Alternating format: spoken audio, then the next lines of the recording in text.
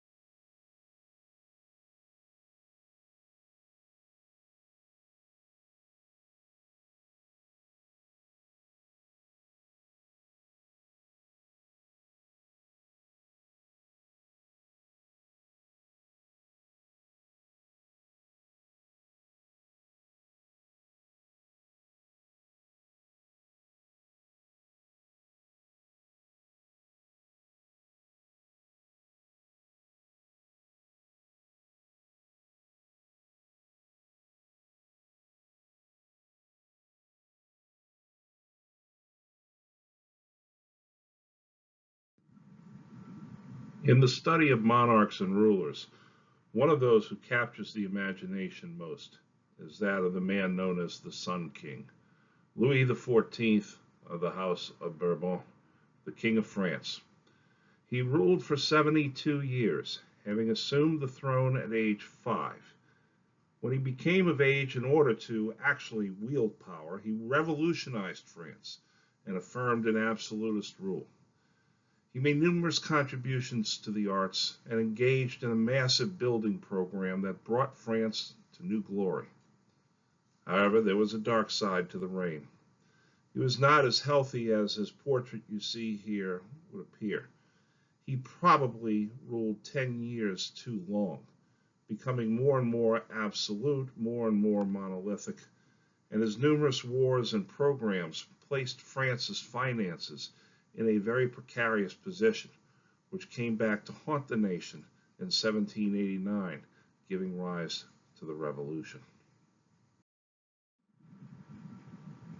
Here you see a picture of the child Louis, and many of you all are no doubt remarking on how it looks like a girl, and that is very much true, but that was the style of the days. Now, Louis XIV was born in 1638, the son of Louis XIII.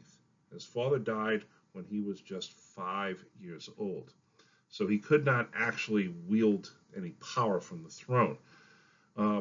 He was heavily influenced by the fact that he and his mother had to flee Paris during the Fronde. So when he did assume command of his own throne at age 18, he styled himself as a Roman emperor and resolved that nothing of the sort would ever happen to any French king ever again. He first went after one of his chief rivals, the Roman Catholic Church, which has always had something of a tempestuous relationship with the French kings, even though the French kings are called the most Catholic kings of France. He curtailed the power of the bishops and the cardinals who influenced French policy and let the Pope know down in Rome that there was a new sheriff in France. He was also a man who valued culture and the arts and made it an official policy to make the arts an actual branch of the government. He also realized that the unrest that had marked France reflected a sense of disorder and disharmony. He wanted to bring his nation together, and so he would bring order and harmony back to France. And his means of taking on that task was to engage in a series of massive programs, one of which was a building program. He built schools and libraries and opera houses. But his most important construction was in veterans' hospitals. He remembered that the Emperor Augustus back in the Roman Empire never forgot that his army was the backbone of his power. So his veteran programs were second to none. He increased military pensions because happy soldiers are safe soldiers. He then turns his attention to the nobility of France, and he remembered their scheming and their intriguing during the Fronde. He realized that the best method of dealing with his enemies was to keep them close. And so, just like the Tokugawas did in Japan, Louis made the French nobles come and stay with him, just like the Tokugawas did with the daimyo. And in order to do this, he decided that he was going to create the greatest most luxurious cage ever in human history. He took an old hunting lodge his father had outside of Paris. The place's name was Versailles. You will recall that the Mughals were great about gardens and water gardens and so forth.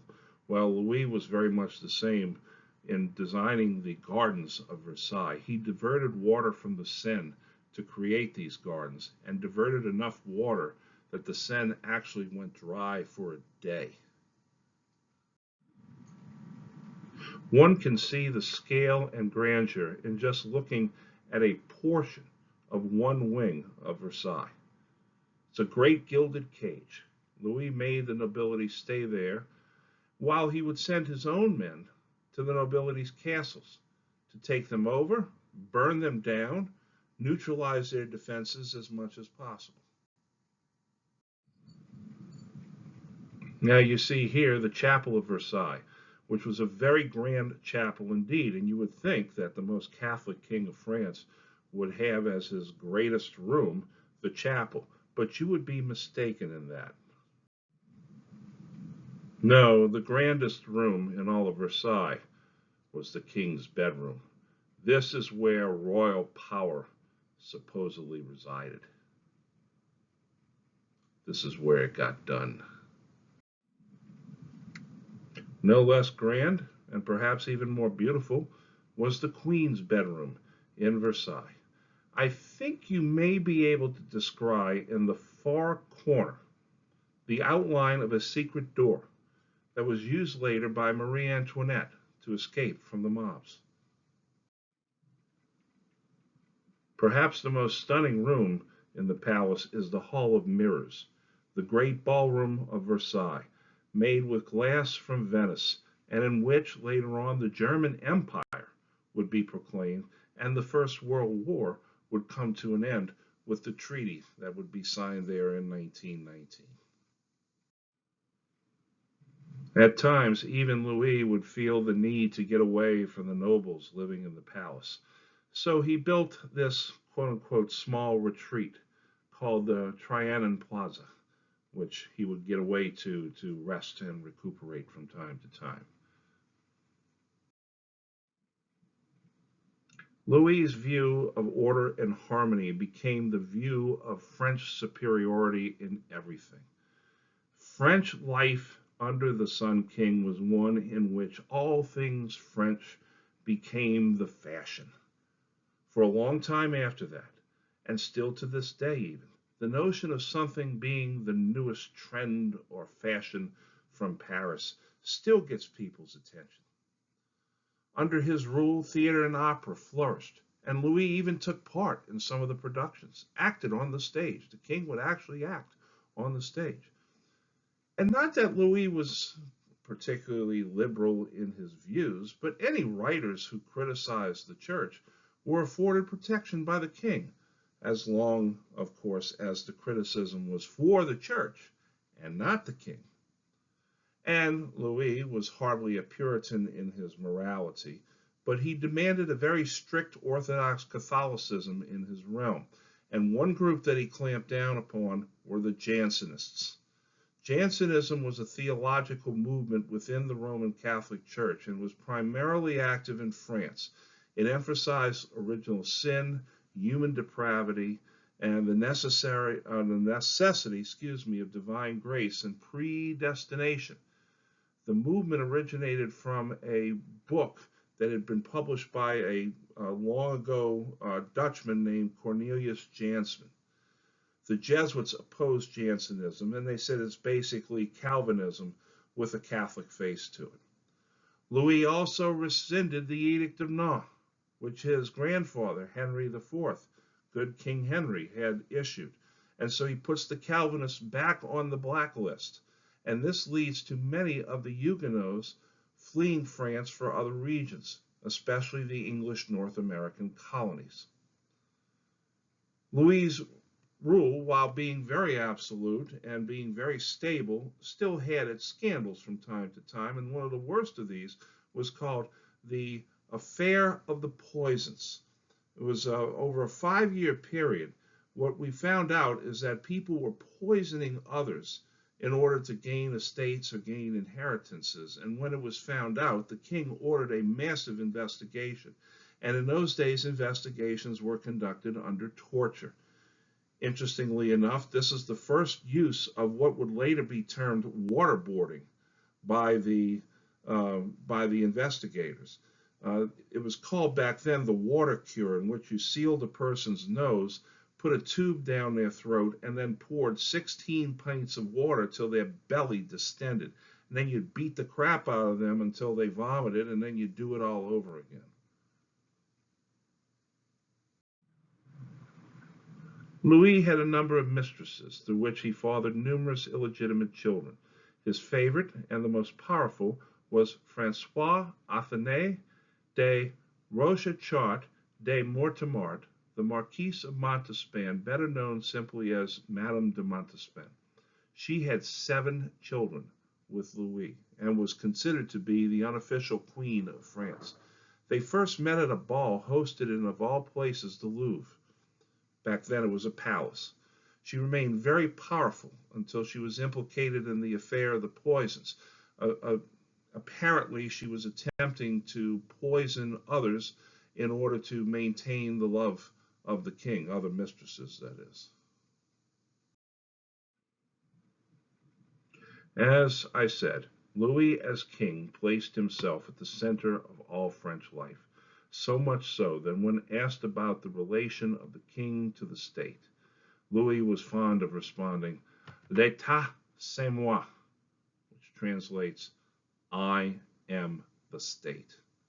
He believed himself to be the embodiment of France, and he begins to centralize power and further curb the power of the nobility by creating a massive bureaucracy consisting of officials that were called intendants. They were bureaucrats employed directly by the king. They didn't answer to the nobles. Many of these intendants were middle-class men. They collected the taxes that would be sent directly to Versailles rather than having the nobility collect the taxes, which then the nobility would skim their portion of off the top and then send to Versailles. The intendants sent all the taxes to Versailles, and then Louis would send the money out to other nobles as was needed. He could then keep a very watchful eye on other ministers and any perceived threats to the established order. One check that the nobility had exercised on the king were through what were called parlements. These were courts. But Louis now turns on them and restricted them from nullifying or even speaking against any proposed laws or taxes that the king might levy.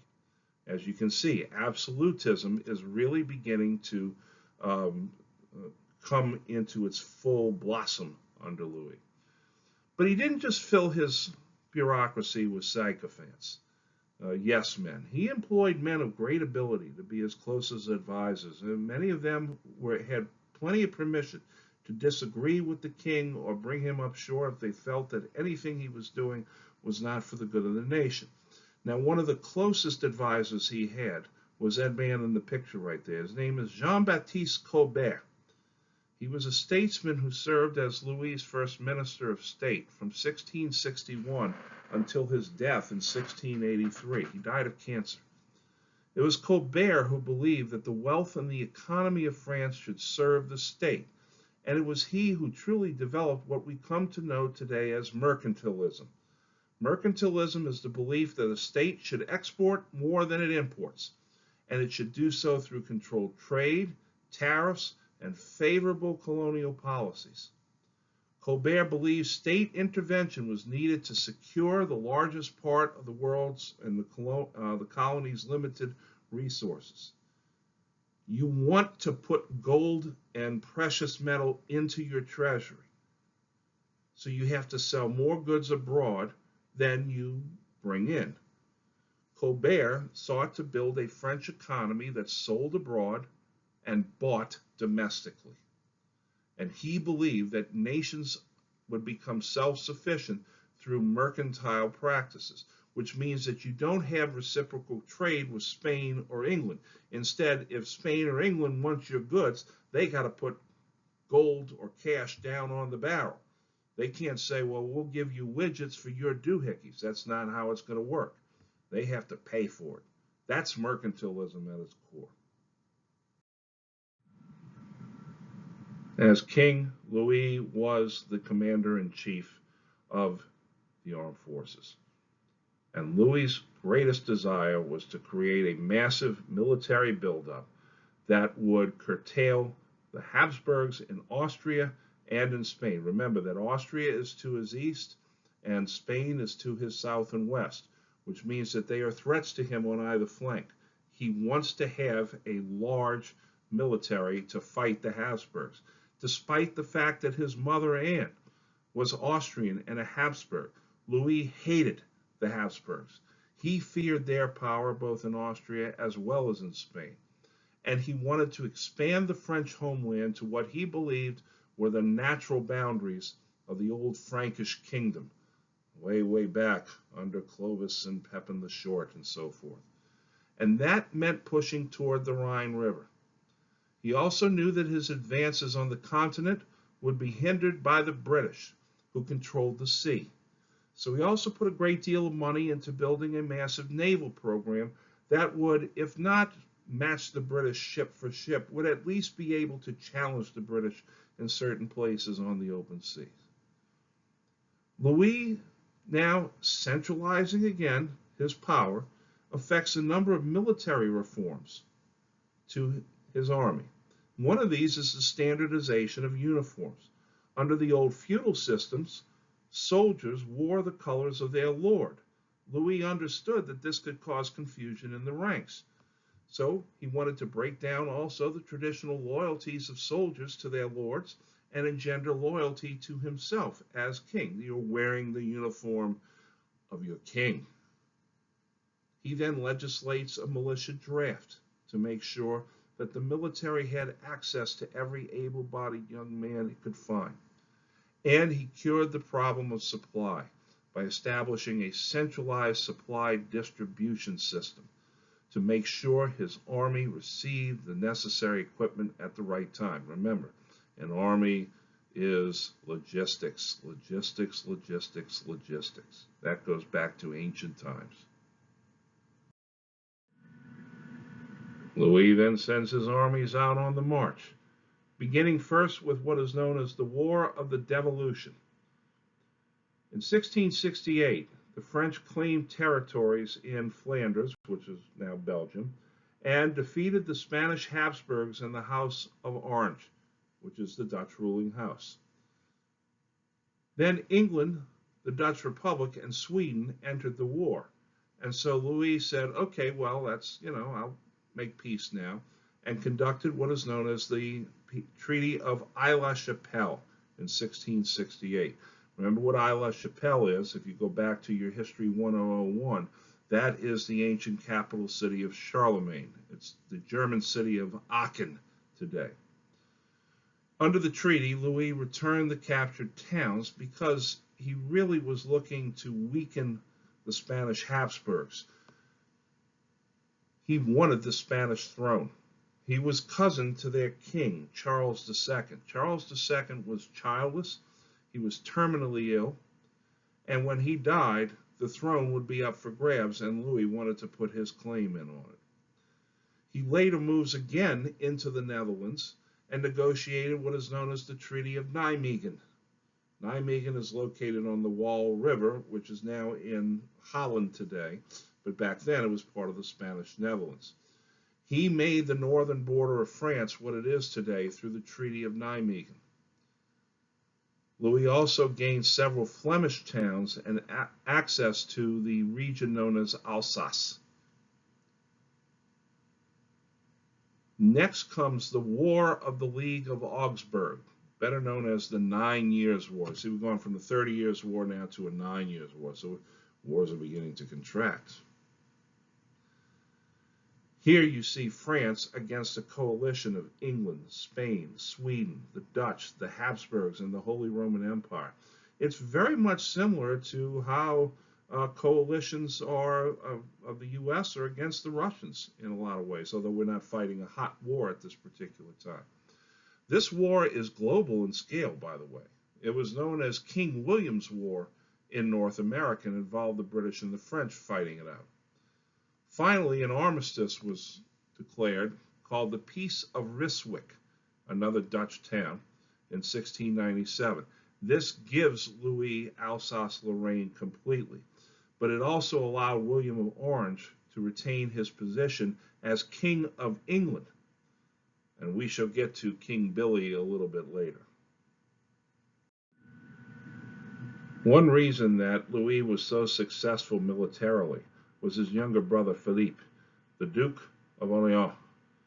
Despite the fact that he was a bisexual and acted very effeminately in social company, he was an incredibly courageous soldier and a master military mind. He defeated the Dutch at the Battle of Cassel, and this makes him adored by the masses. It also made him resented by his older brother, the king.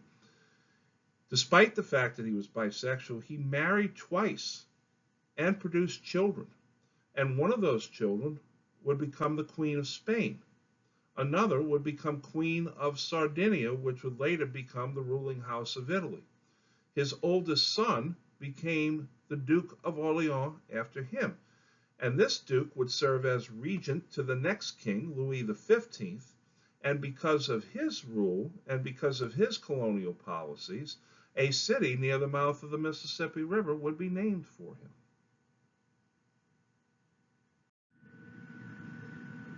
Now, not with this coming test that you're taking, but test number 3 is going to start putting map questions in as well, and you need to be familiar with maps.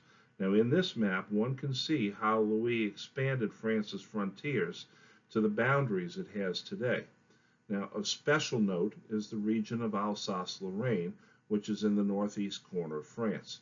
That region had and would change hands many times, and is marked by the populace speaking both French and German, and where many who identify as French have German surnames, like the Schweitzer family, the famous Albert Schweitzer, and those who identify as German have French surnames. Now, one particular German family from near that region is the Leidenheimer family. They would eventually emigrate to New Orleans and open up a rather important bakery.